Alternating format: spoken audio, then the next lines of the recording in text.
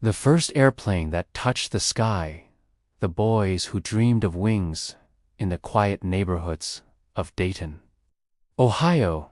Two brothers, Wilbur Wright and Orville Wright, spent their childhood chasing ideas that drifted far above the rooftops. They weren't wealthy, they weren't famous, they weren't even old enough to understand how the world worked. But they understood one thing deeply. The sky was calling them. Their father, Milton Wright, often traveled for work, and one evening he returned home with something that would change the rest of human history without anyone realizing it. In his hand, he carried a small toy made of cork, paper, and a twisted rubber band.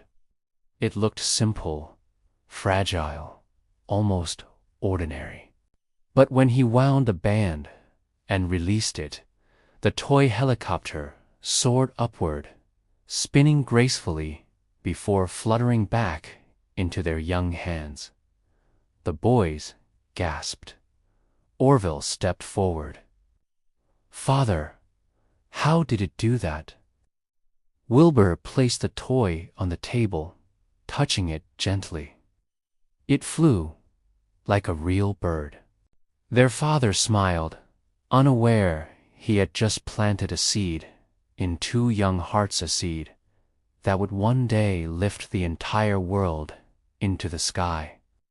From that night on, the boys spent hours trying to rebuild the toy.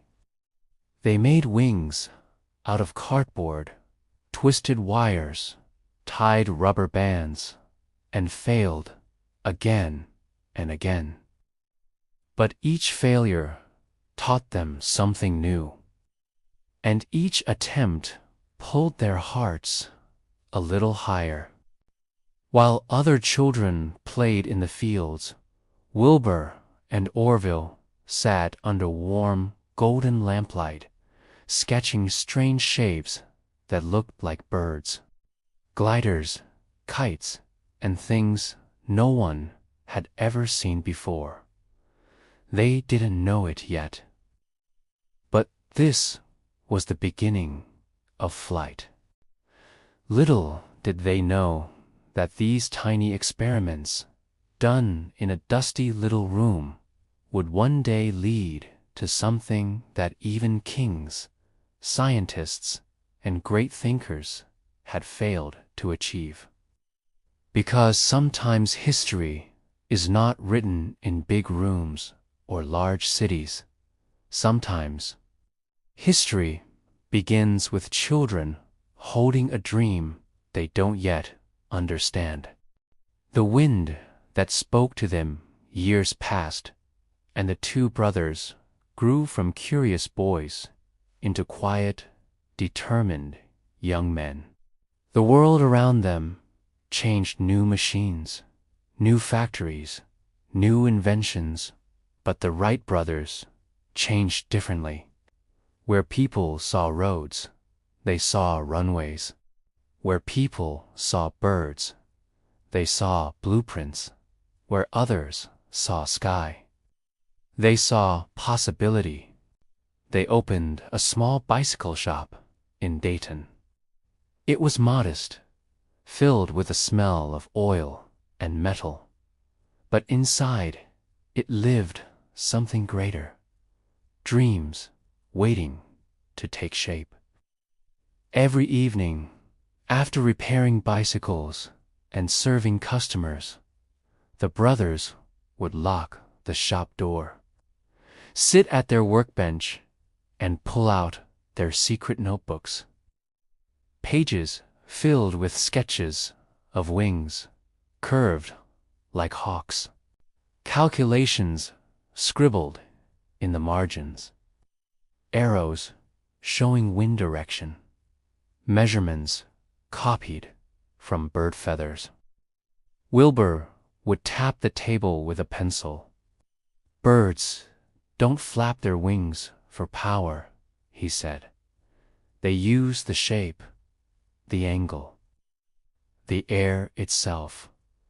Orville nodded, pushing his round glasses up. And if air can hold a bird, then maybe it can hold us too. They studied everything they could: German, research papers, weather patterns, scientific journals, but none gave them the answers they needed. So they turned back to the one teacher who never lied, the wind. They traveled to Kitty Hawk, North Carolina, a lonely place of endless sand dunes and roaring winds.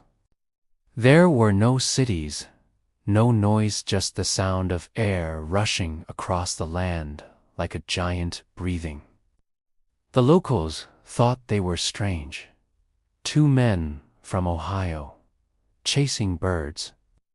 They joked, but the brothers didn't mind. They built their first glider by hand, piece by piece, under the blazing sun. It had long white wings, a wooden frame, and wires that hummed when the wind passed through them. On the first test day, Wilbur held the glider at the top of a sand dune. The wind pushed against the canvas. The air felt alive, as if whispering secrets. Orville shouted from below, "Ready?" Wilbur nodded, heart pounding, and he ran. The glider lifted just for a moment, a heartbeat, a breath, and then crashed into the sand. The wind howled over the dunes, almost laughing. Orville rushed up. "You okay?" Wilbur spat out sand. "Yes, and so is the dream." They tried again, and again, and again. Some flights lasted only seconds. Some ended with bruises. Some made them doubt themselves. But every time the glider rose even an inch off the ground, it lit a fire inside them. And slowly, as the days passed, the wind began to speak. It taught them how wings needed to curve, how balance mattered more than force, how the sky welcomed only those who understood its rules. By the end of summer, their glider flew like a giant, gentle bird, steady, controlled, and beautiful. As the sun set behind the dunes one evening, Orville stood beside his brother and whispered, "Wilbur, do you think humans will really fly one day?" Wilbur looked at the horizon, glowing orange and gold. "Yes," he said. "And when they do, it will begin right here." The wind blew softly, almost approvingly, as if the sky itself was waiting for the brothers to return. The machine that dreamed of the sky winter came, and the Wright brothers returned home to Dayton. But they did not return empty-handed.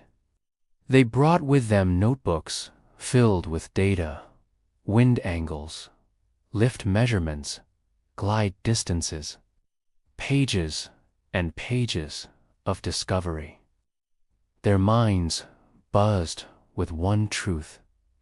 They had learned how wings worked. But to truly fly, they needed something more. A machine that could rise on its own. Dayton was cold, quiet, and peaceful. Their bicycle shop smelled of metal, oil, and warm wood. Outside, snow covered the streets like a soft, white blanket. But inside the workshop, the sound of invention filled the air. Tiny hammers tapping, gears spinning, pencils, scratching calculations late into the night. Wilbur stared at a drawing of a wooden frame with wings. Orville wiped grease off his hands and asked, "Do you really think a motor can lift this thing?" Wilbur smiled gently. "Not a motor, the right motor. One we build ourselves." So they began, morning after morning, night after night. They worked until their hands were tired and their backs ached. They built light metal rods, carved wooden pieces until they felt like feathers, shaped wings with gentle curves, just like the birds they had studied for years. They created a special engine, small but powerful, built not to race on land, but to rise into the sky. The neighbors peeked through windows, whispering, "Those bicycle boys, are they really making a flying machine?" But the brothers ignored the whispers. Dreams are not built with permission. They are built with courage. In the evenings, when the world grew quiet, the brothers would step outside, look at the stars, and talk softly. "Orville, do you think the world will understand this, Wilbur? Maybe not now, but one day children will fly across oceans the way birds do, and they would smile, imagining a future no one else could see." By spring, their workshop felt like a second heartbeat of the world. Every tool, every bolt, every wire had a story. The machine began taking shape wings, stretching wide across the room. A wooden frame, strong yet light wires, singing when touched. One night, the lamp flickered and cast a warm, golden glow across the half-finished flying machine. Orville ran his hand along the smooth wooden edge and whispered, "It almost feels alive." Wilbur nodded slowly. "It is alive because dreams are alive. We're just giving them wings." They tested the motor at midnight when the streets were silent. The engine coughed, sputtered, and then roared gently, like a sleeping giant waking for the first time. The whole workshop shook, but the brothers didn't flinch. They stood side by side, their eyes shining with the reflection of the spinning engine. Is the sound of tomorrow. As dawn approached, they looked at the machine, finished, imperfect, but full of promise. A machine built not by rich men, not by scientists in great laboratories, but by two quiet brothers who believed the sky belonged to everyone. Wilbur whispered, "Soon." We returned to Kitty Hawk, and Orville replied, "And this time, we won't just glide. We'll fly." Outside, the sky slowly brightened, as if the heavens themselves were waking up, waiting, ready for what was coming. The morning the wind waited. By early December, the brothers were back in Kitty Hawk, the lonely stretch of sand, quiet dunes, and endless sky. But this time, they didn't bring a glider. They brought their flying machine, a wooden frame with wide wings, a small but powerful motor, delicate wires that shimmered like silver threads in the sun, and a propeller carved with such care that every curve felt like a whisper of hope. The townsfolk gathered again, their eyes curious. Will it really fly? Are they crazy? Maybe they're geniuses. But the Wright brothers didn't listen. Their focus was the sky. Day after day, the weather betrayed them. The wind too strong, then too weak, then rain washing across the dunes. They waited. They tightened every bolt, tested every wire, checked every wing, until it felt perfect beneath their fingers. On the night before their great attempt, the sky glowed with soft moonlight. The dunes looked like sleeping waves. The brothers sat beside the machine, their shadows long and still. Orville whispered, "Do you think the world will believe us?" Wilbur smiled, slow and warm. "They don't need to believe us. They just need to see." Morning broke gently, a calm, golden sunrise, stretching across the horizon. The air was cool and crisp. The wind whispered across the sand, neither too wild nor too quiet. It was perfect. The brothers exchanged a look. Orville stepped forward and ran his hand over the wooden frame. "It feels ready," he said. Wilbur breathed deeply. The propellers glimmered under the morning sun. Everything felt calm. The world felt as if it was holding its breath. A few locals gathered, their feet buried in cold sand, their eyes wide with awe. The engine coughed and then hummed. A soft, steady sound, strong but gentle.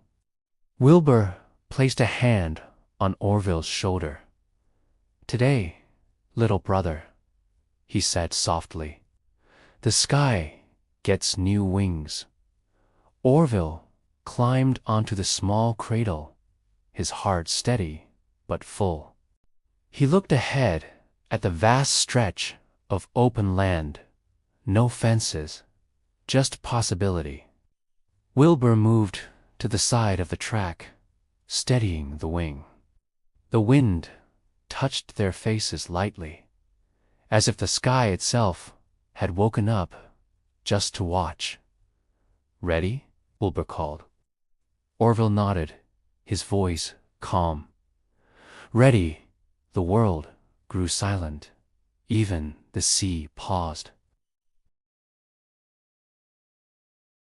Quiet, gentle, simple was about to change history. Wilbur raised his hand. "Go." And with that single word, Orville released the brake. The machine began to move, slowly at first, then faster, wheels bouncing gently on the wooden track.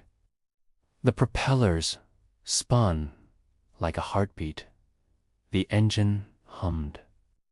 The wind pressed against the wings. The machine trembled, then lifted, only slightly, only for a breath, but it lifted, just enough to whisper, "Flight is possible." Orville returned to the ground after only a moment, but when the machine settled back onto the sand, Wilbur ran toward him laughing, not loudly, but with a joy so pure it felt like sunshine. Orville grinned, breathless. It lifted, Wilbur. It actually lifted. Wilbur placed a hand on the wing, his voice trembling. "Then, today, the sky begins. The flight that changed everything the morning after Orville's short first lift was calm, bright, and strangely peaceful. The dunes of Kitty Hawk glowed golden under the rising sun. And for the first time in years, the brothers felt something warm inside their heart's hope. They hadn't just tested a machine yesterday. They had touched the edge of the impossible. And now, standing beside the wooden flying craft, they were ready to try again, but this time with more courage, more control, and a dream bigger than before. Villagers gathered around much earlier, whispering excitedly. Children climbed onto the dunes to get a better view. Fishermen leaned on their old wooden sticks, and travelers who had heard rumors about two men trying to ride the sky came to watch. The Wright brothers worked silently, checking every wing, tightening every screw, feeling every wire with the care of artists touching a masterpiece. This machine was not just wood and cloth, to them was the shape of every dream they had ever whispered in the quiet nights of their bicycle shop. Wilbur ran his hand along the smooth wooden frame and said softly, "Today we fly farther." Orville smiled, adjusting the engine bolts. "Yes, today we show the world what dreams can do." There was no fear between them anymore, only determination. When everything was ready, Wilbur stepped forward to take his turn. The flying machine was rolled to the starting rail, the wind brushing gently against the wings, like a friend encouraging them. Orville held the wing steady, nodding once to his brother. "Wind is perfect. Go when you're ready." Wilbur's heart beat slowly, calmly. He looked ahead, not at the sand, not at the dunes, but straight at the bright open sky. For a moment he whispered, "Let's see if you'll carry me." With a deep breath, he released the brake. The flying machine moved forward, first slowly and then faster, the propellers spinning like circles of sunlight. Wind gathered under the wings, lifting them with quiet strength. And then smoothly, gently, beautifully, the machine rose from the ground. Not a jump, not a shake, a pure, steady lift. The villagers gasped. Some shouted. A child dropped the shell he was holding. For the first time in human history, a man was flying across the sand with a machine he built with his own hands. Wilbur felt the world fall away beneath him. The dunes looked small and soft. The sea sparkled in the morning light, and the sky around him felt endless. The wind brushed his face like the wings of a bird welcoming him home. For 12 long, unforgettable seconds, Wilbur was part of the sky. When the machine touched the ground again, the sand rose gently around the landing skids. Wilbur climbed out with a smile that held pride, wonder, and disbelief. Orville reached him, breathless and shining with joy. "Will, you flew. You really flew." Wilbur laughed softly and placed a hand on his brother's shoulder. "We flew," he said. "This is our dream.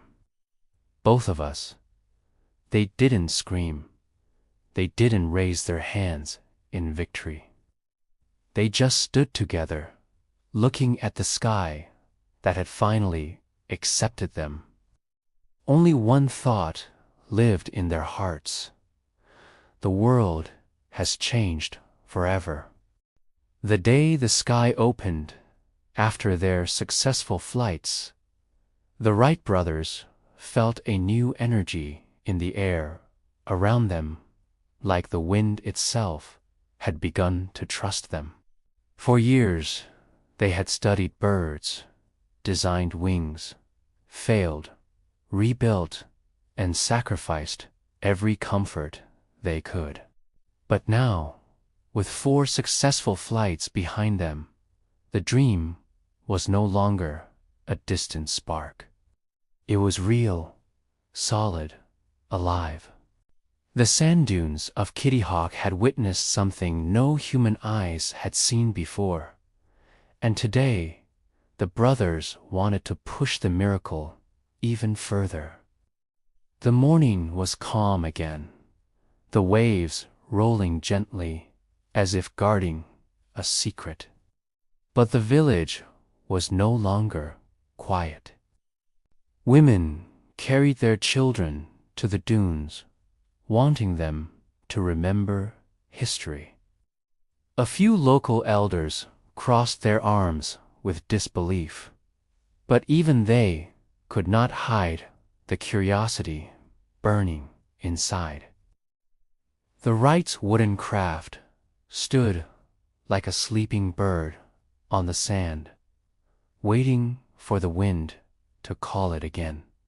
Orville and Wilbur walked around the machine, doing their checks, like surgeons preparing for a delicate operation. They tightened wires, tested wing flexibility, adjusted the engine belts, and made sure the wooden frame had survived yesterday's landings. Every touch carried respect. Every adjustment carried hope.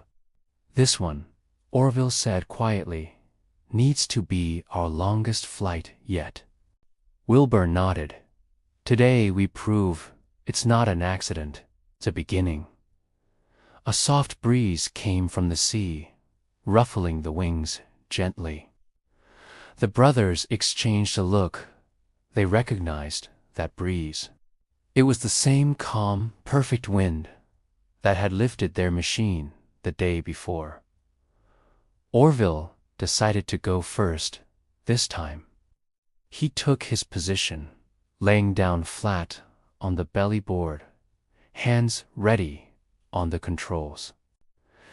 The villagers held their breath, and somewhere a little boy whispered, "Will he fly higher today?"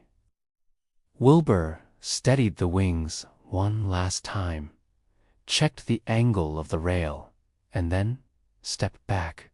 "Ready," he shouted. Orville swallowed, tightened his grip, and released the control. The engine roared to life, louder than yesterday, more confident, more alive.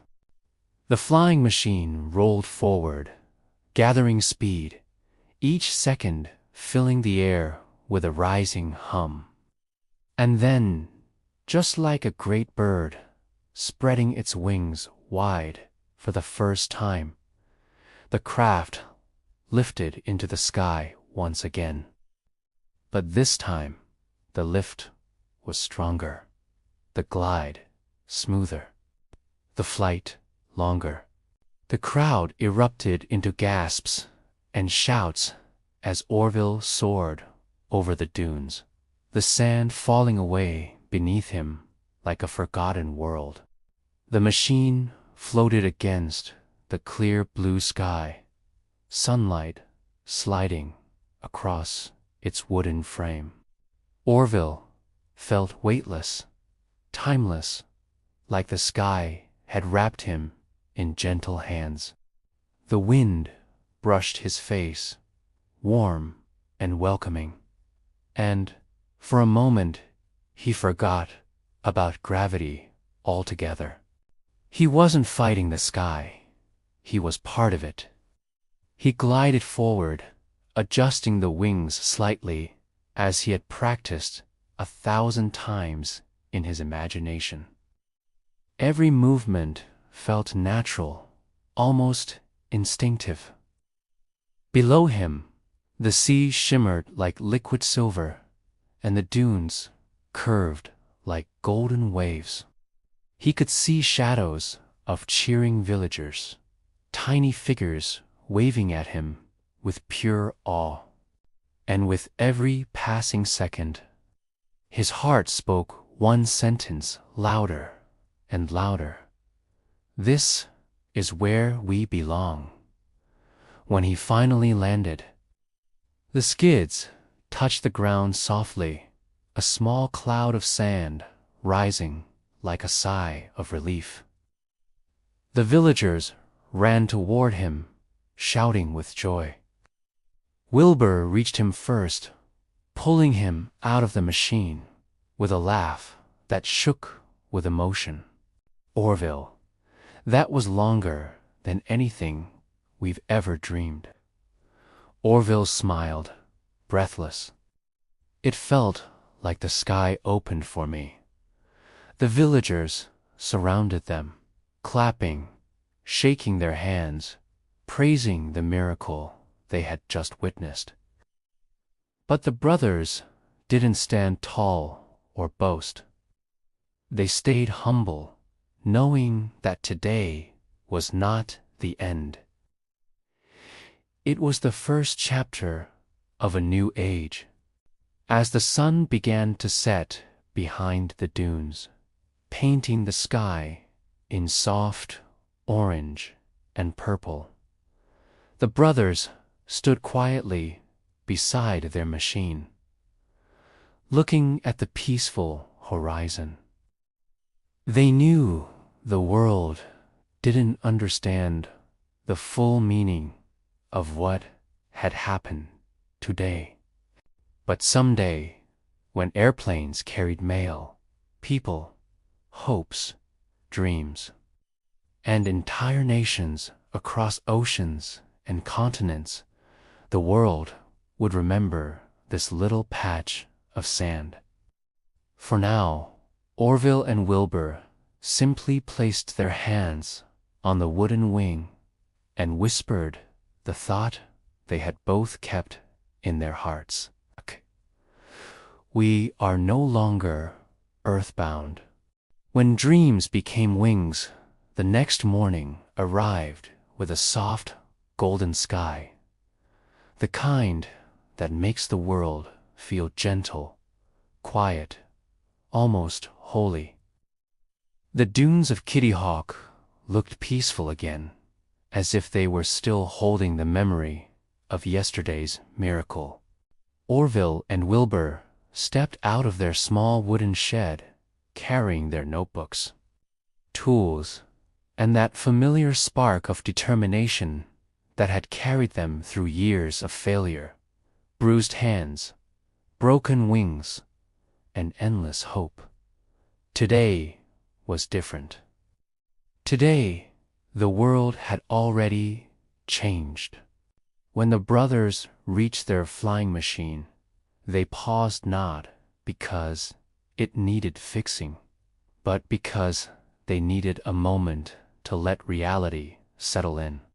The wooden craft stood proudly, touched by morning sunlight, as though the sky itself had placed a hand on its wings. The breeze carried the smell of the ocean, soft and steady, as if whispering, "Come again." Slowly, more villagers gathered, fishermen with ropes still around their shoulders, mothers with sleepy children wrapped in shawls, old men leaning on walking sticks. They had all witnessed history, yet they wanted to see it once more. To feel that breathless moment when a human being lifted into the sky like a living prayer. Wilbur was the first to speak. "Let's give them one last flight before we pack up." Orville smiled, a smile filled with quiet pride. A flight not to prove, but to celebrate. The brothers checked every wire, every bolt, every curve of the wings. They worked together without speaking, one tightening a screw, the other holding the frame. One adjusting the canvas, the other aligning the engine. Years of struggle had built a rhythm between them so perfect that even silence felt like teamwork. Finally, Orville climbed onto the machine once again. He lay flat, hands poised at the controls, eyes focused but calm. The crowd fell silent. Wilbur placed his hand on the wing, looking at his brother with a steady gaze that said everything: courage, trust, love, and the weight of dreams carried through every failure. Then he stepped back. The engine roared, the ground trembled, and the machine began to roll forward on the sandy track. The villagers leaned in. The children held their breath. The sky waited.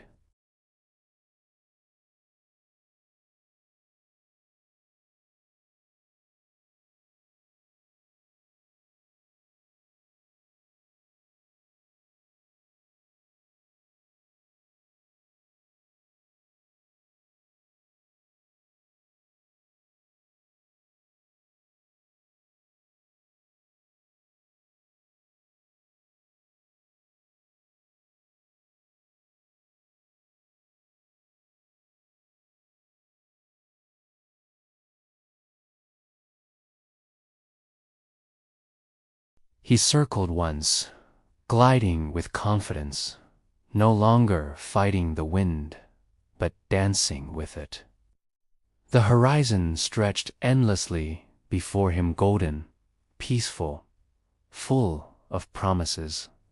He imagined cities connected by sky roads, ships of air crossing oceans, families traveling across continents in hours.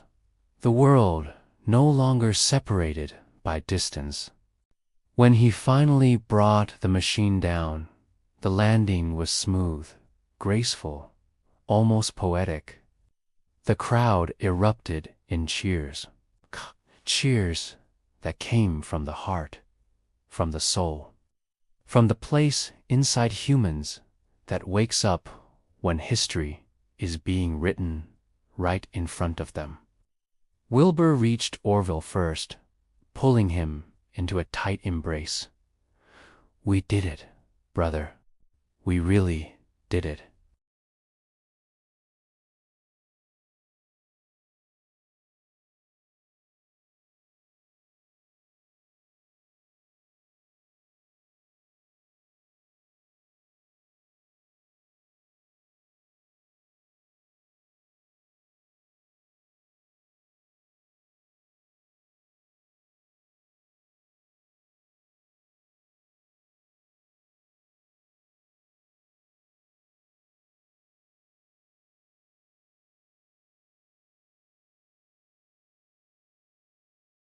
As the sun dipped lower, turning the sky orange and pink, the brothers packed their tools, folded their canvas, and tied down their machine.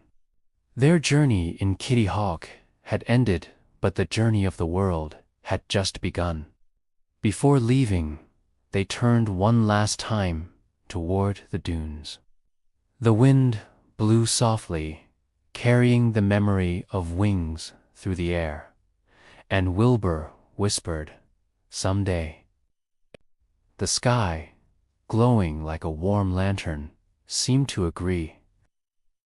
If you enjoyed this chapter, make sure to like, comment, subscribe to Dreamline Story, and don't forget to follow the channel for more magical bedtime stories and amazing historical adventures. Thank you for watching. Next story coming soon.